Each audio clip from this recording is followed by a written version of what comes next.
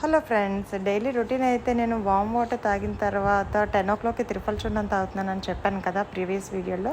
అయితే నేను 11:30కి 11కి అలాగా నేను ఇలాగ ఆనపకాయ, క్యారెట్, బీట్రూట్ అయితే మిక్సీ కొట్టి జ్యూస్ చేసుకుని తాగుతున్నాను. సమ్టైమ్స్ ఇందులో అల్లం వేస్తాను, కొత్తిమీర వేస్తాను, పుదీనా వేస్తాను, లేదంటే టమాటా వేస్తాను అనమాట.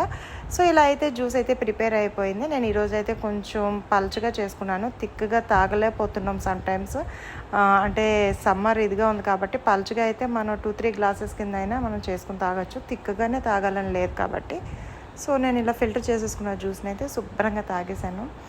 సో ఇది వైటమిన్స్ అవి కూడా మనకి మంచిగా వెళ్తాయి. కర్రీస్ ఎక్కువ అన్నం తింటేనే నాకు ఇంతకుముందు కన్నా కూడా ఇప్పుడు చాలా ఎనర్జీగా అనిపిస్తుంది. అంటే రైస్ తింటేనే ఎనర్జీ ఉంటుంది, లేకపోతే వెజిటేబుల్స్ ఉంటుంది. ఒక్కసారి మీరు కూడా ఇలా ట్రై చేసి చూడండి, చాలా ఎనర్జెటిక్గా ఫీల్ అవుతున్నాను నేనైతే.